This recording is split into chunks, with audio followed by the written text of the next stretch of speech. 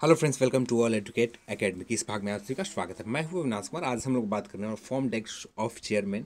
SSC के chairman की ओर से कुछ मैसेज है, उस चीज़ को हम लोग संक्षिप्त में एक छोटे रूप से बहुत कम समय में इस वीडियो को कंप्लीट करने की कोशिश करेंगे, जिसमें एसएससी एमटीएस 2016 को ऊपर भी हम लोग बात करेंगे। एसएससी एमटीएस 2016 को कब तक फाइनल प्रोसेस पूरे किए जाएंगे, इस चीज़ के ऊपर भी हम लोग बात करेंगे।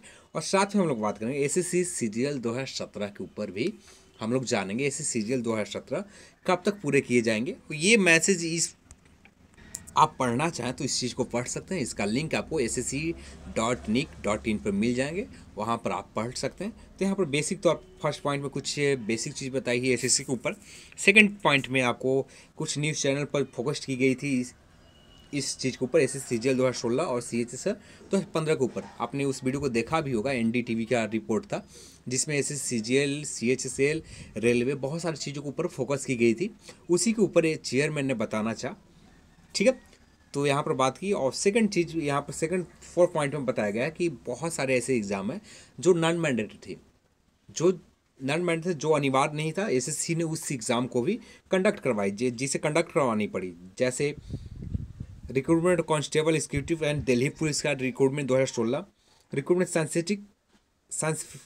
Scientific assistant India metrological department के लिए would we conduct examination for recruitment of constable GD, जिस कांस्टेबल जेडी 2015 के ऊपर भी कंडक्ट करवानी। बहुत सारे ऐसे एग्जाम थे जो नॉन मैंडेट थे, तो उस चीज़ को भी कंडक्ट करवाने की कोशिश की। यहाँ पर सारे पॉइंट में मेंशन किए गए। जैसे 5 नंबर पॉइंट में बताया गया कि 2008 और 9 में 9.94 लाख लोगों ने रजिस्ट्रेशन करवाया एसएससी के ऊपर, जिसमें 2.34 करोड़ लोगों ने 2016-17 में लोगों ने यहाँ पर रजिस्ट्रेशन करवाया एसएससी के वेबसाइट पर। रिक्रूटमेंट पे जितने भी वैकेंसीज आई, रिक्रूटमेंट आई, जिसमें एसएससी सीजीएल 2015 में 69,096,708 कैंडिडेट को their state namely tier 1, tier 2, tier 3 skill test document verification, जिसमें 30,44,455 candidate actually set in the examination the tier 1।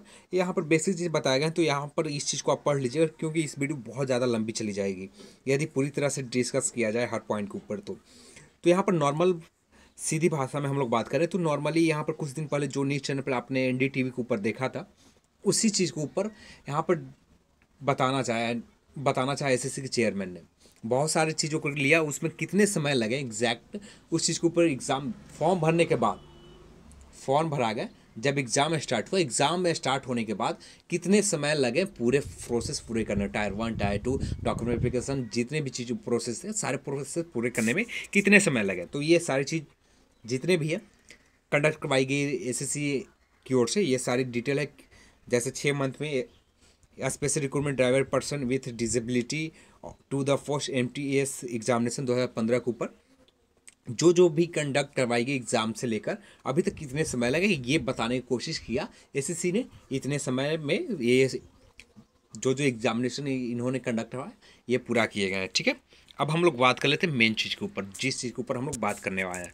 तो सबसे पहले हम लोग बात करते हैं combined graduation level SSC CGL 2017 के ऊपर, जिसमें 30,26,598 लोगों ने रजिस्ट्रेशन करवाया था, जिसका एग्ज़ाम 5 अगस्त से लेकर 23 अगस्त तक चले 2017 में।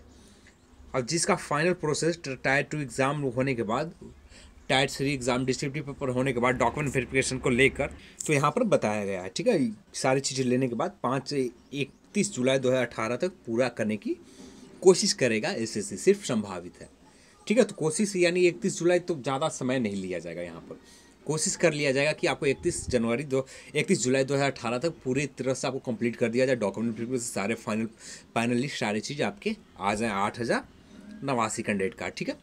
सेकंड पर हम लोग बात करने वाले थे एसएससी मल्टीटास्किंग का, नॉन टेक्निकल, जिसमें 69,75,285 लोगों ने फॉर्म रजिस्ट्रेशन करवाया था, जिसमें एग्ज़ाम में अफीड हुए लगभग अप्रॉक्स 18 लाख कैंडिडेट, जिनका रिजल्ट कुछ दिन पहले जारी किए गए और जिनका एग्ज़ाम हुआ था 16 सितंबर से लेकर 31 अक्टूबर तक एग्ज़ाम कंडक्ट करवाए गए। और इसमें टायर 2 के लिए फिर कैंडिडेट लगभग 1,60,000 के आसपास अप्रॉक्स कैंडिडेट ने पास हुए, जो टायर 2 एग्ज़ाम देंगे, जिनका डिस्क्रिप्टिव पेपर होगा। तो डिस्क्रिप्टिव पेपर इनका होने के बाद तो इनका कोशिश किया जाएगा पूरा करने के लिए। 31 मार्च 2018 तक टारगेट रखा गया है कि इसका इनका टायर 2 का रिजल्ट जारी कर दिया जाए और साथ में डिस्क्रिप्टिव और डॉक्यूमेंट वेरिफिकेशन के लिए बुलाना स्टार्ट कर दिया जाए। 31 मार्च 2018 तक पूरा करने की कोशिश किया जाएगा एसएससी की ओर से, यानी कुछ दिन लेट भी होते हैं तो ज़्यादा लेट नहीं किए जाएंगे, ठीक है। जो 10,331 पोस्ट है, इसका कुछ दिनों के बाद पूरी फाइनल लिस्ट बना दिया जाए, जो जितने लोग हैं सिलेक्ट हुए हैं, ठीक है। तो यहाँ पर कोशिश यदि बात की जाए तो कब तक कंप्लीट की जाएगी, तो 2 मंथ सभी प्लस कर दे और इस समय में आपको कंप्लीट कर दिए जाएंगे एसएससी की ओर से। उम्मीद तो यही है। तो चलिए, इस वीडियो को देखने के लिए आप सभी को बहुत बहुत धन्यवाद। आज हमने इस चीज़ में इतना ही डिस्कस करना चाहा। एक चीज़ और बताना चाहता हूँ, टीवी न्यूज़ चैनल का काम है एजुकेशन के ऊपर भी बात करनी चाहिए। कुछ चैनल बात करते हैं जैसे एनडीटीवी, तो यहाँ पर रवीश कुमार कुछ करके नाम है, रवनीश कुमार, जो भी नाम हो, बात करते हैं सही चीज़ है, पर सिर्फ नेगेटिव पहलू के दिखाते हैं। कुछ उसमें पॉजिटिव पहलू भी है, पॉजिटिव थिंग भी है। बड़ी संख्या में लोगों को एग्ज़ाम कंडक्ट करवाना, 30 लाख लोगों को ऐसे सीजीएल में कंडक्ट करवाना, उनका मेरिट तैयार करना, कितनी बड़ी संख्या है। समय तो लगेंगे कुछ दिन, बहुत सारे जो उनका नॉर्मलाइजेशन करना, अभी तो नॉर्मलाइजेशन नहीं होता है, पर आने वाले समय में नॉर्मलाइजेशन किया जाएगा या क्वालिफाइंग किए जाएंगे, दोनों में से एक चीज़ हो जाएंगे। प्यास जल गए या, तो वहाँ पर इतने बड़ी संख्या में लोगों को सारी चीज़ को डिटेल मिलाना, सारी चीज़ को रिजल्ट देखना बहुत मुश्किल काम होता है। सिर्फ नेगेटिव पहलू को दिखा देंगे, इतने समय हो गए हैं और अभी तक पूरे नहीं किए गए, ज्वाइनिंग लेटर नहीं दिए गए। हाँ, लेट तो होते हैं, हर चीज़ में लेट होते हैं, समय तो लगेंगे। इतनी जनसंख्या है भारत की, तो समय तो लगेंगे।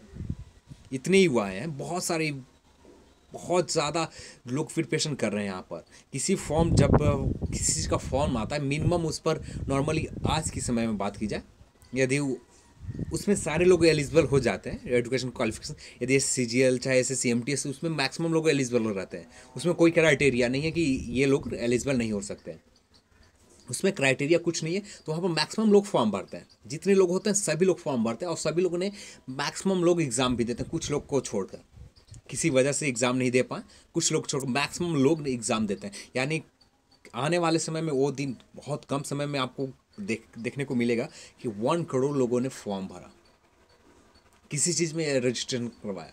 तो ये बहुत कम, कुछ ही दिन में आपको देखने को मिलेगा। तो यहाँ बहुत बड़ी संख्या में जाते हैं, तो उसमें समय तो लगेंगे।